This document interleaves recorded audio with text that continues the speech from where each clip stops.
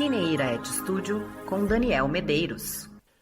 No dia 17 de junho de 1936, os membros do Supremo Tribunal Federal, na época chamado de Corte Suprema, decidiram não tomar conhecimento do pedido de habeas corpus impetrado pelo advogado Heitor Lima em favor de Maria Prestes, conhecida nos livros de história como Olga Benário, recolhida na casa de detenção, grávida, para que ela não fosse deportada para a Alemanha e que pudesse responder por seus alegados crimes aqui mesmo no Brasil.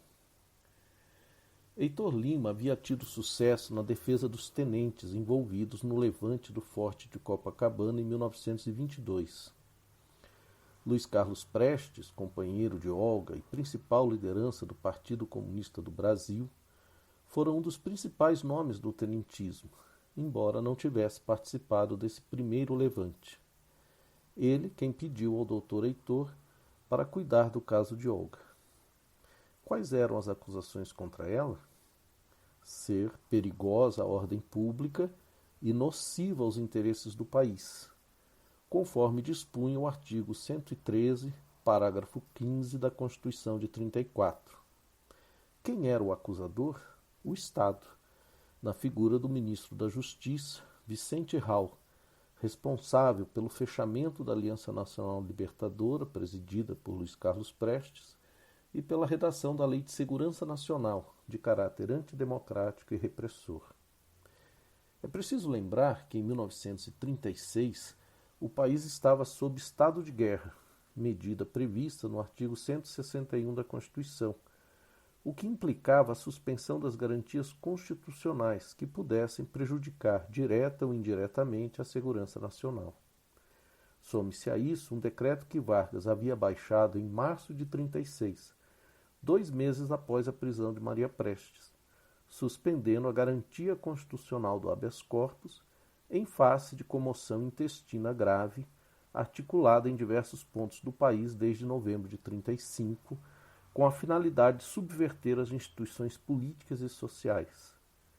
Referia-se à intentona comunista, tentativa de golpe liderada por Prestes e que teve a participação efetiva de Olga Benário. O relator do caso no Supremo, ministro Bento de Faria, votou pelo não conhecimento do pedido. Mais do que isso, sequer atendeu à solicitação de tomar conhecimento do exame para comprovar a alegada gravidez da impetrante. A decisão foi acompanhada pela maioria dos ministros. Ou seja, o Supremo Tribunal Federal ignorou o pedido de uma mulher presa, grávida, alemã, judia, para não ser deportada para a Alemanha de Hitler, onde leis antissemitas estavam em vigor e, portanto, não havia como garantir por sua integridade física e mesmo por sua vida. Olga morreu numa câmara de gás em 23 de abril de 1942.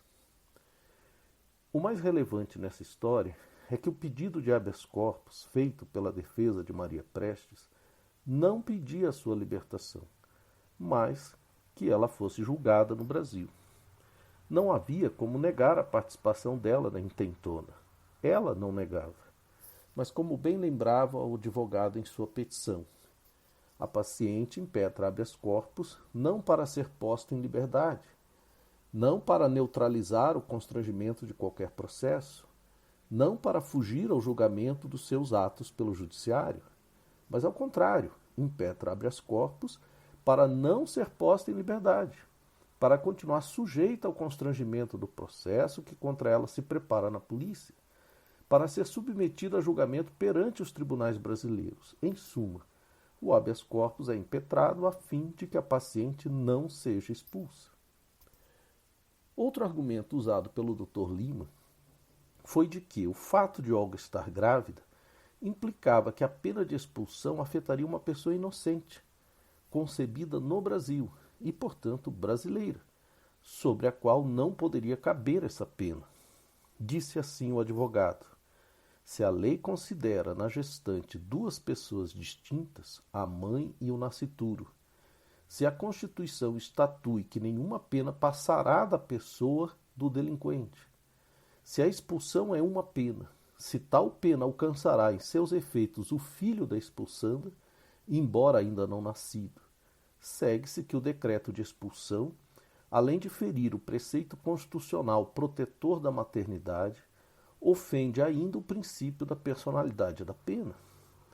Maria Prestes sustenta que o seu filho é brasileiro, foi concebido no Brasil, quer nascer e viver no Brasil. Como brasileiro, tem o direito de não ser expulso do Brasil. De nada adiantaram esses apelos à razão, aos princípios do direito, ao bom senso e à compaixão por uma mulher grávida. A corte fechou seus ouvidos ao risco de morte de uma mulher e sua filha para atender a um decreto do aspirante a ditador, subordinando-se às circunstâncias ideológicas de um momento, ao invés dos imperativos permanentes do direito e da moral. E votou e despachou sem dores na consciência, mandando às favas, como mais tarde, em outra ditadura, outro ministro também o fez.